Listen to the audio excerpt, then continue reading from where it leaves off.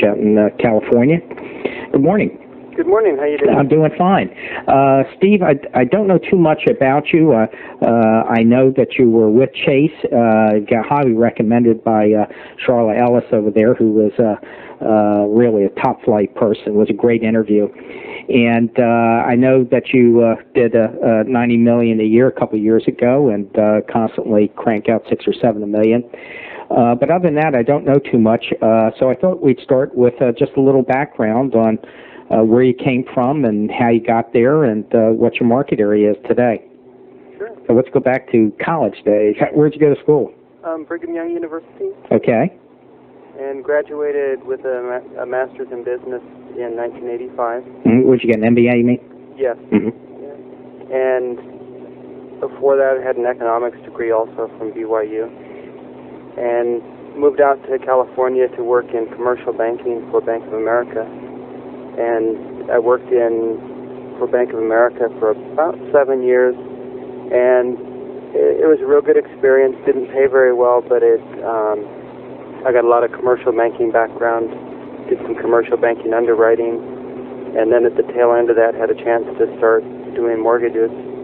And so it was a good training background. And then in 1992, I had a chance to join Chase Manhattan's our preferred mortgage group, where we were largely dealing with upscale clients and underwriting our own loans. Now, this is with the bank, right? With Chase Manhattan Mortgage Corporation, I guess it was. Mm-hmm. At the time, it was about 3 or 4 mergers prior to now, before Chemical and Chase had merged. I see. And they had a group that specialized in high-end mortgages. They were largely portfolio products, and very conservative in the underwriting, but a very we could close a loan in a week without a hitch. Wow, that's great. And it really gave me an entree into the high-end market. And with Chase, I was working out of Walnut Creek, California, and they had a minimum loan size of $250,000, which at that time was a fairly large loan, at least for that part of the Bay Area. And not anymore. No, not anymore. But this was back when, from 90 to about 97 in California, or at least in the Bay Area, real estate was not selling very well. Yeah, it was very depressed in the early 90s, actually. Yeah, it had gone down in value maybe 10% and was not selling well, and prices were down. And my manager had decided that she wanted to cover the Lake Tahoe area, which was 3 hours away. And she pointed up Highway 80 and said, take a right at Truckee and go to Tahoe and start marketing. And I was just foolish enough to do it, and it turned out to be a great market, and I've really focused on the Lake Tahoe market ever since. You just struck heaven. I can remember people who were close friends of mine that sold Tahoe as vacation lots, 35, 40 years ago.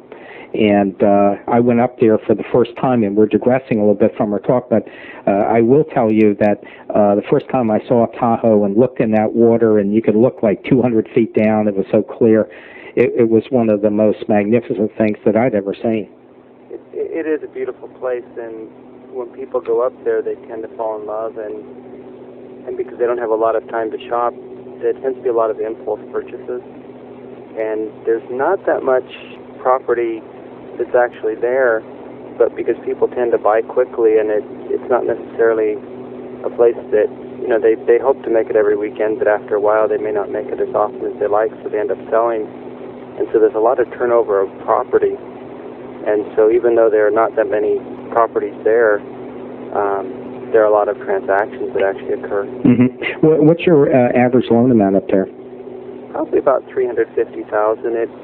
We have a fair number that are, towards the million range, but then they're intermixed with some vacation condos that maybe, loan amounts of $100,000 or $150,000. Can you get a condo with a water view for less than $150 up there? No.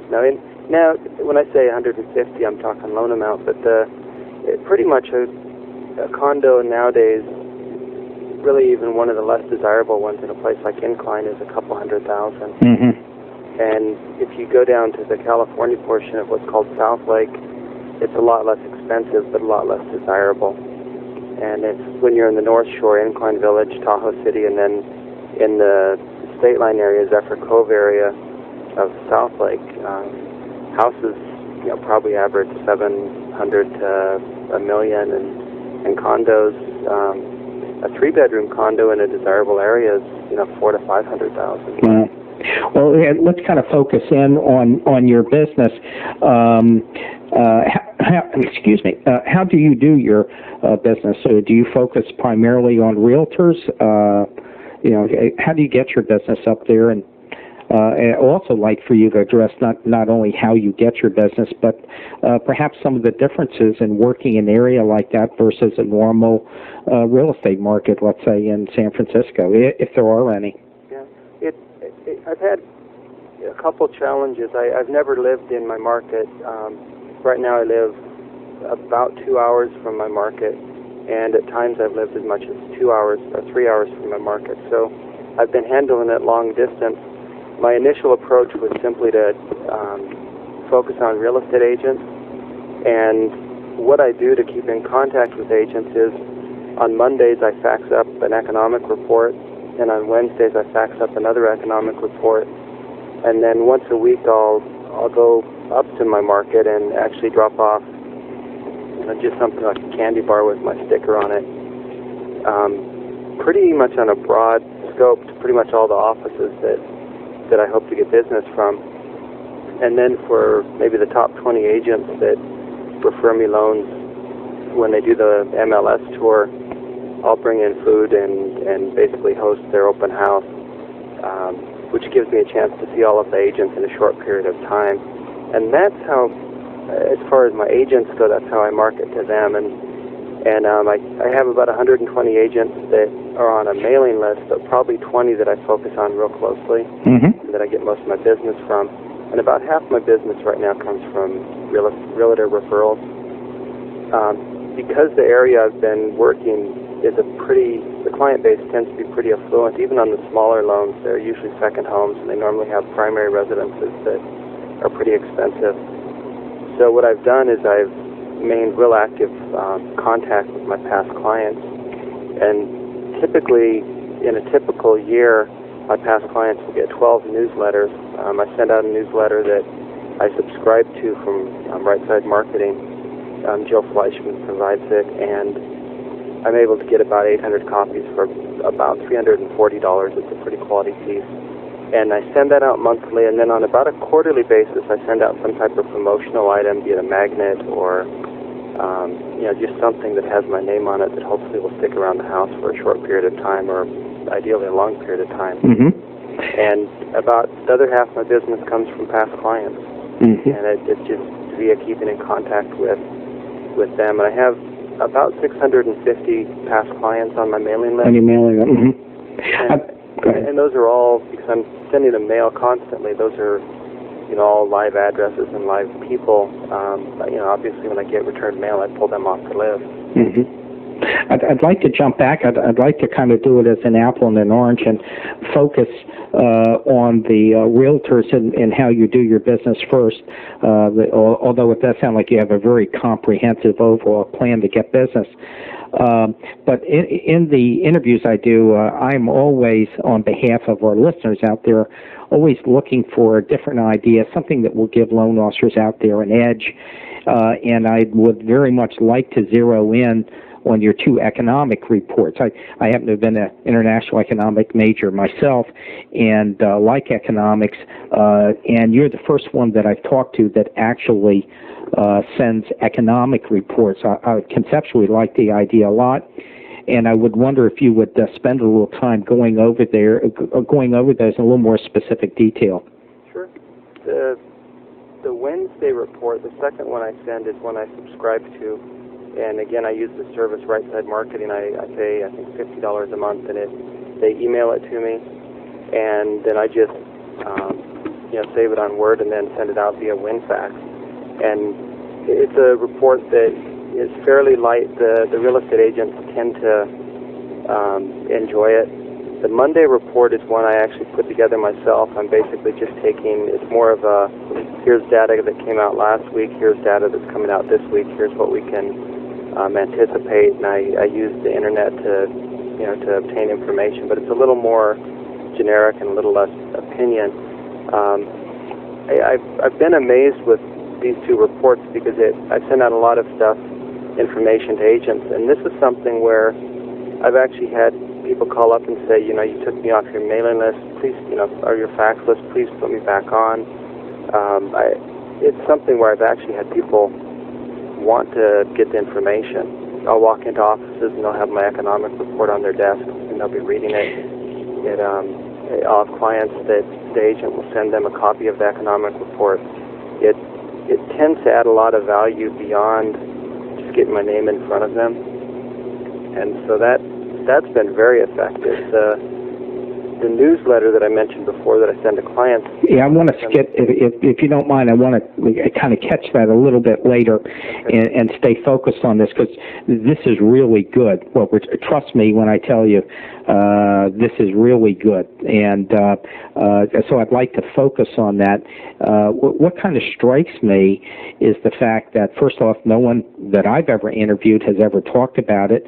I did something tangentially to get business that worked for me, but it was tangential. It did not touch yours in any way, and that is I would do a rate sheet that would have a list of obscure facts, would have a little bit of economics, not too much, but it was very much written by me as a newsletter. And I found out, and I put funny cartoons on it. It wasn't a laugh riot type thing all the time, but it was good, and it was very interesting, and it was different. And I had a huge following from that. And the reason that I like yours so much is because I can relate a little bit to the feedback that I got with mine. But you said something in there that struck me, and that is you said that it brought value, beyond your name. That's where I find interest in this, that by doing this, you didn't have to worry about getting your rates out. You didn't necessarily even have to discuss programs. You're bringing a niche value to something, and the implication of it subconsciously when someone reads that is, hey, this is a guy who knows his economics, knows the market, is intelligent, or any kind of adjectives that your adverbs you want to add on to this. And it, in essence, gives you a good reputation by association. Yeah. I mean, you could be an idiot. They even think you're a genius. And the way especially the Wednesday report is done with a ghostwriter, and if anyone asks, I tell them I have someone write it for me, but it does appear as if it's me writing it. And that's the way it's prepared, and in reality it takes me maybe 20 minutes to pull it off my email and put it in my format and send it out. You know who used to do this? There's a lot of listeners out there, especially at the executive level, of people that have been around a long time. One of my partners is Tom LaMalfa, who owns Wholesale Access. And Tom used to be the head, I think, secondary marketing guy for Magic. He used to write the secondary marketing newsletter. And it was a fabulous economic piece of work. And he also had a great sense of humor. And you just read this. You anticipated getting this thing from Magic every week. And it really became well-known all over the country. Probably established him. And I think this is a version of that, where you're giving inherent value, but in a niche product that defines you.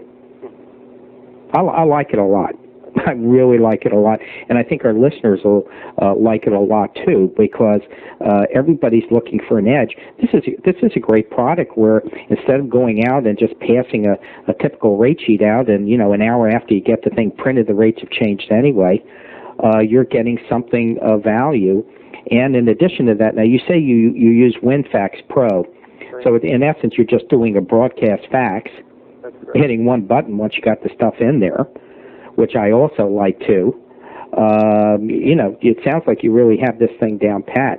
I mean, the benefit of it is, as an example, on the Monday report and the Wednesday one, if I come in at 7 o'clock, by 7:30, I've had that marketing piece, delivered to my agents, and because it does add value, they actually look for it.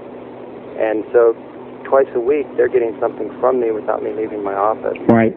You know what else I like about it, too, and this came from someone else I interviewed who had an interesting discussion on why faxes are on first appearances are very low tech, but they act in a very high tech fashion in the sense that when someone gets a fax, lots of times it'll be on the table in the office for other people to see. Lots of times it ends up on a desk where other people see it, and a fax you also can pass around to other agents. Right. So it's not necessarily, so it's like that magazine that's in the dental office. You may have 50 people that read it. Yeah. You mentioned Right Side Marketing. Do you have an email address or something that's handy for them, or can maybe tell our listeners how they could get hold of them? Yeah, Jill Fleischman is the owner of it, and I'm going to get my partner to give me a phone number for her. Just 1 minute. Okay, well, that's all right. We'll talk and maybe hand them a message or something like that. Do you know where they're located at all? They're in California, and I've been using them for about 4 or 5 years. I was actually introduced to them by a person named David Jaffe, who you may... Yeah, I know who. He works for Chase, right? Yeah, he works for Chase, and he's one of the top producers at Chase. Yeah, right. And he introduced me to them about 4 years ago, and the year I actually implemented this type of a program using Right Side Marketing and putting together My Piece on Monday, my business doubled. I mean, it was so simple. It didn't take much time, but it increased my production by twofold. Let me ask you something. Have you ever considered moving up there since most of your business comes from there? Or is it more of a family type thing? I considered it, but for family reasons, I found it preferential to live where I live. It's a very expensive area, and plus it's a long commute. And I've been able to do business very well from a distance. And so I suppose if I, for some reason, lost my niche up there, I'd have to consider moving there. But the schools are good where I live. My family's happy here, and it's worked very well. The other end is, from a support standpoint, it's a larger metropolitan area where I work in the Roseville area, and I can get good support staff at a reasonable cost. I have wholesale lenders calling on me frequently, and when you get to a remote location like Tahoe, it's a little bit harder to get support staff. In fact, it's nearly impossible, and the wholesale lenders just don't make it up there as often. And in a niche, in a difficult situation, I can drive a file down to the wholesale lender, whereas from Lake Tahoe, I couldn't do that. Right. And I would think also, since you're doing a lot of second home lending, you are in a niche, and you got to look for those special programs too. That's right. A little more dependent on the wholesalers for programs. That's right. And the clients buying up there often are not physically there when they're doing the loan. They're in San Francisco or Los Angeles or New York or Texas, and they're buying a property up there, but even if I was up there, I probably wouldn't meet them. And so it doesn't seem to cause me any problems. How do you do your loans? Are most of them done over the phone where you never meet them? Yeah, either overnight mail or over the phone. I would say on a purchase money loan, I probably at most meet 1 in 10 clients. Well, that begs the question, if I could be a devil's advocate for a minute, and that is, how do you establish, you're obviously doing a huge volume and are successful, how do you establish a relationship with them, leaving aside the second part of our discussion on the follow-up after the deal is done? Well, I do want to talk about it, but just later. My approach is one of, I try to get a lot of application packages sent out. I try to get a lot of calls. When I talk to someone over the phone, I'm very upfront and very honest with them, and I overnight them a loan package so they have it the next day.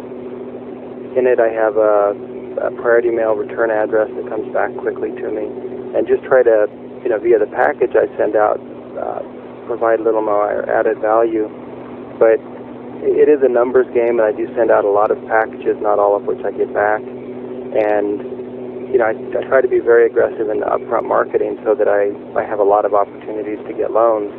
And, I probably don't establish as much of a relationship with my prospective clients as I would if I were meeting them in person. Sure. But I'm able to meet a lot more people over the phone. And when there's a problem, I'm at my phone ready to pick it up and resolve the problem. What kind of access do you have to yourself for your clients and for your realtors? As far as when they want to reach me? Yeah, because you are pretty far away. I mean, do you carry a cell phone? I do carry a cell phone. The 800 number I have is direct to my phone line. I have a full-time processor and a junior processor who they're always going to get a live person if they call my office. I do have a cell phone. If they call my number and they do get my voicemail, it pages me. On the weekends, I am available. If they call my office again, it would page me. And again, they're not getting voicemail when they call my office unless all three of us are on the phone. Great. Mm-hmm. And it tends to. I don't take many days off. I should take more, but I tend to stay on top of my loans. Usually when an agent gives a referral, there's a very strong referral because we do deliver. And, I have a lot of, I invest a lot in my support staff to make sure that each loan has a lot of attention paid to it. We typically will, if we get a loan in on a Monday, typically we'll have it delivered to a lender to be underwritten by Wednesday or Thursday. And, obviously it wouldn't have an appraisal. Right, sure. But, we try to be very proactive in the process and deliver a higher level of service so that the agents are really, really pushing it. Well, that's important with an agent. I mean, one of the great unsaid things is that with an agent, they are very focused on their commissions, as you would expect they would be. But there's a big difference between a realtor who may hear in 5 or 6 weeks that a loan's approved and that she's, realistically going to get a commission versus someone who can deliver the news in 3 or 4 days. That's right. I mean, if I were a realtor, I'd rather use somebody who could tell me I got a deal in 3 or 4 days rather than someone that can do it in a month or 5 weeks. Well, and if you have an approval within 3 or 4 days, you know the conditions you have to resolve, and you're getting documents out the first day you could possibly do it, and there just aren't any loose ends at the tail end. When you say you're getting these in 3 to 4 days, how are you doing this? Basically, we'll fax out verifications if we need those to submit them. We'll just use the fax to get information very quickly, and we'll be very proactive in getting what we need to get it into underwriting. We'll use electronic approvals when possible so that we can shortcut the process. Are you using Freddie or Fannie at all? We use Freddie. Mm-hmm. We use Loan Prospector, and I've found that to be very, very beneficial on the conforming side. And there's nothing like on a tough file to be able to submit it on Loan Prospector and massage it here or there, and then know within 2 or 3 days that you've got a way to make it happen. Right. And it's one thing that has worked very well, and again, this has to do with the agents and where I market. I do prefer a little more upscale client, and so I've always focused on investing my marketing dollars to agents in markets that would provide clients that were a little more upscale. And so my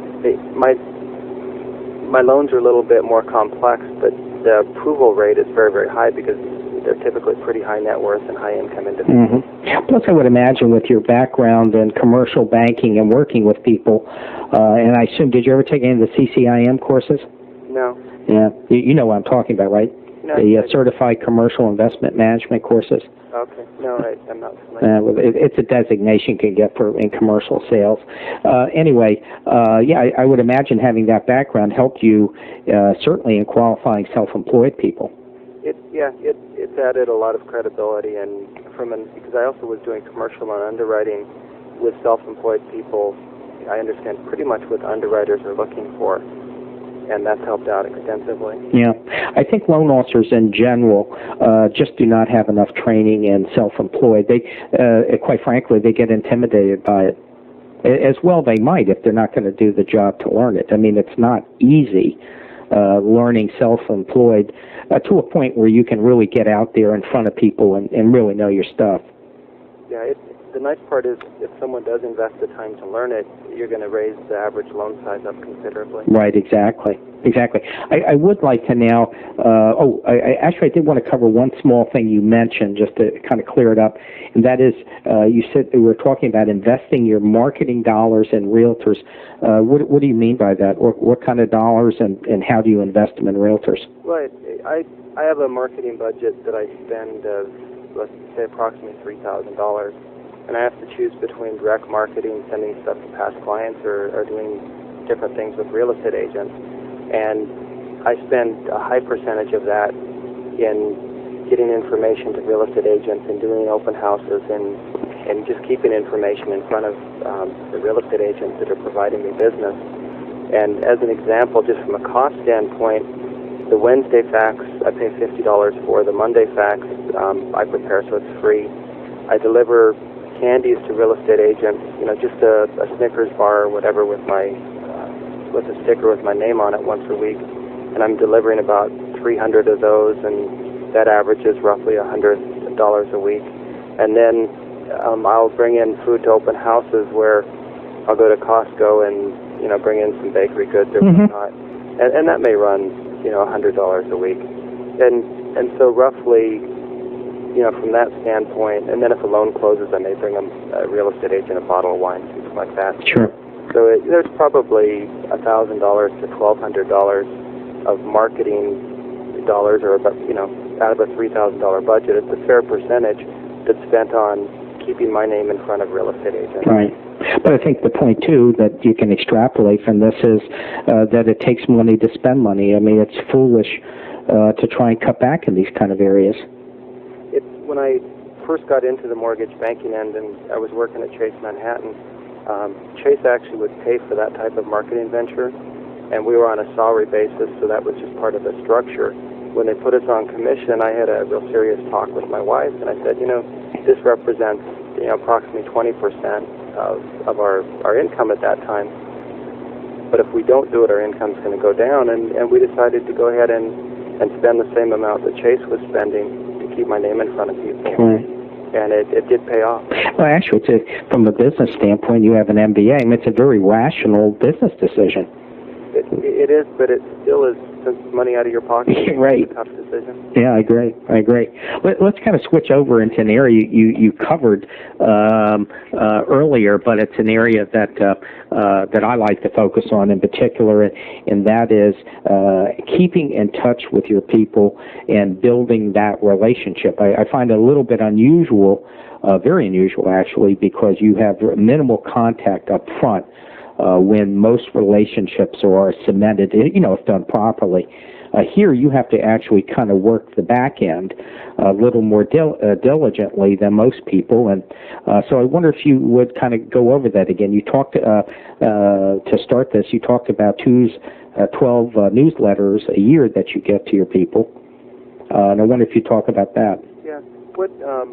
It starts obviously when the loan closes, or at least the post follow-up does, and I'll send a copy of the appraisal with a note with information on the company's servicing department where the loan closed.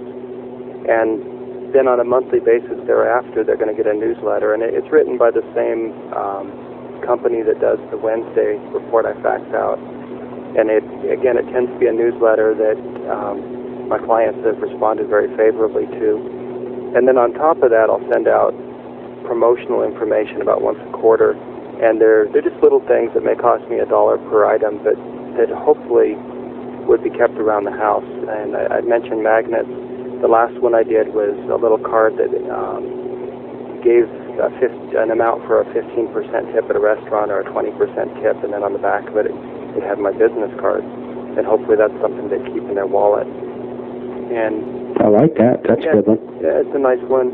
And I work with a marketing company to try to find one new item every quarter, and have found some items that have generated a lot of conversation and phone calls.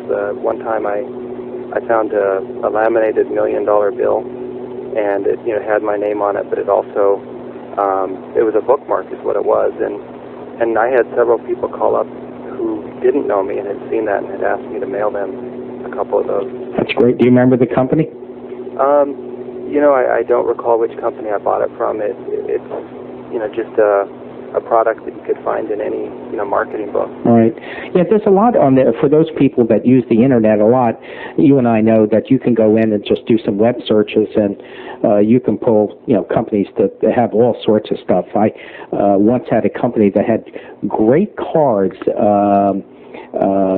would be postcards, but larger than average. They were like 5x7s, and always had interesting subjects that caught your attention on the front.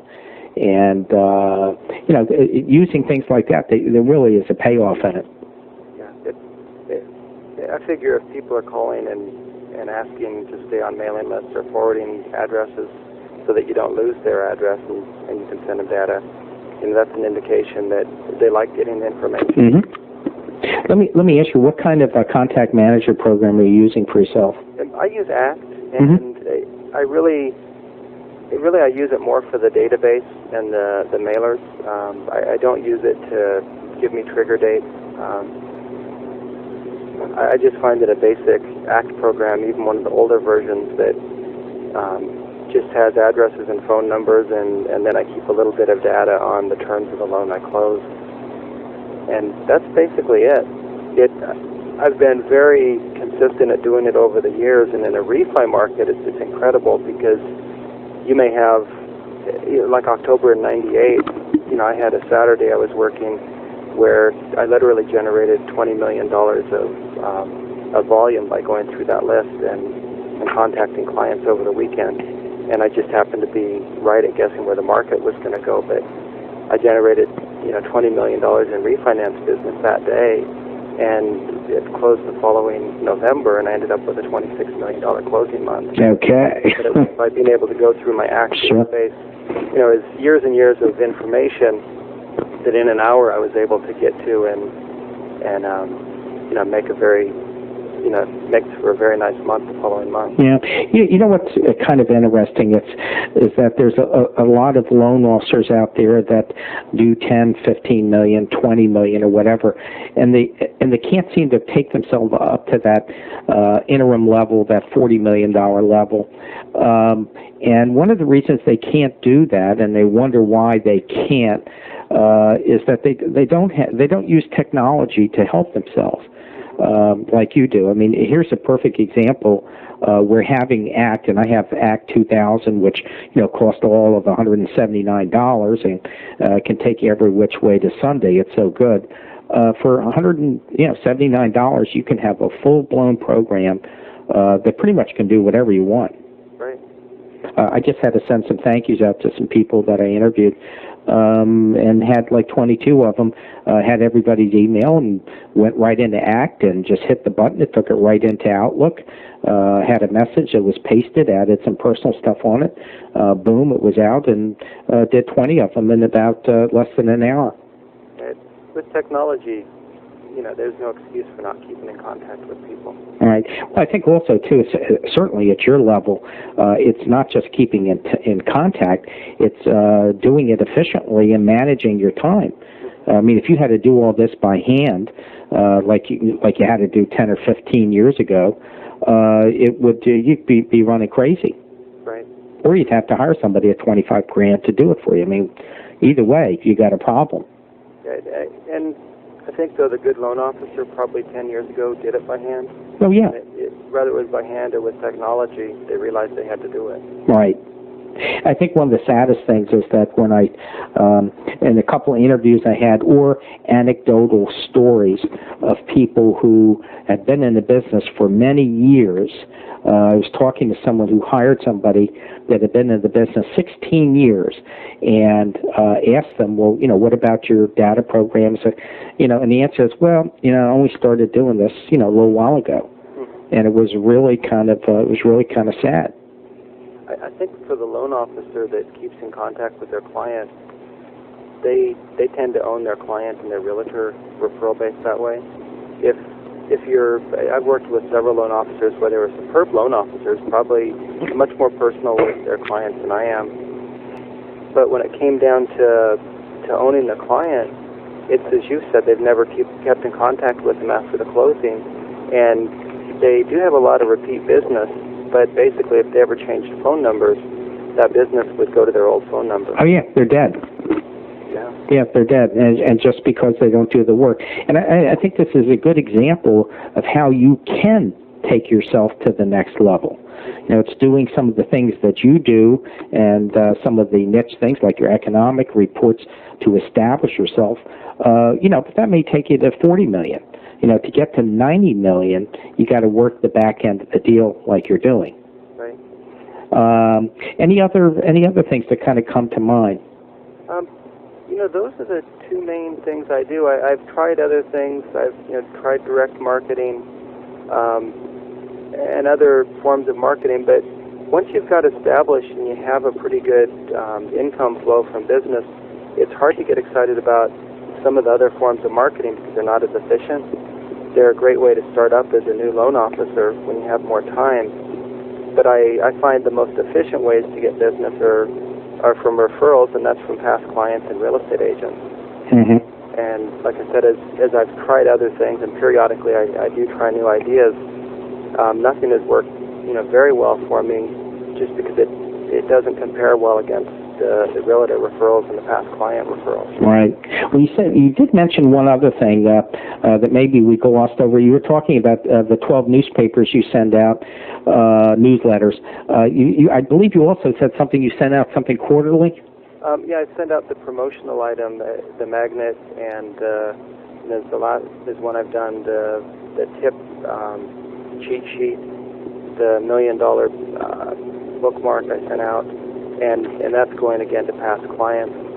At times at Christmas, last year as an example on my quarterly item, I actually sent out a Christmas card that I did sign all of them and hired someone to handwrite all the cards, so that again just something in addition to the newsletter went out quarterly. Mm-hmm. Yeah, well, that's interesting. I mean, they have proven, direct marketers know this, but they have proven that people will open a handwritten envelope. The rate versus going in the trash is astounding versus a window envelope. I know personally when I get mail, anything that looks like an advertisement goes right in. If it's a window envelope, boom, it's just gone. Right. But handwritten, with a real stamp as opposed to, something just kind of stamped out on a machine. All sorts of little things that you can do out there. Well, look, I don't know if we ought to put this on hold for a second or whether you have available the phone number address for Right Side Marketing. Yes, let's put it on hold just for a minute. Yeah, the reason I'm saying that, if we don't do that, you will get, I don't even want to know how many calls and emails you might get. So I'm going to put you on hold for a second, and then you can get it. Okay, so you got the number. Yes, John, it's Jill Fleischman. The company is Right Side Marketing, and the phone number is 1-800-456-4395. Great. I ought to get a cut out of this. Anyway, well, look, I want to thank you so much for taking your time, Steve. It was a wonderful interview, and just as importantly, there are a couple of things in here, three that come to mind right away, but we're always looking, the people who are listening to these, they're always looking for something that they can take and create a niche for themselves and take themselves to a new level. And you have a couple ideas here that are they're substantive. And I want to thank you for it, and we'll keep in touch. Thank you, John. Great. Thanks, Steve.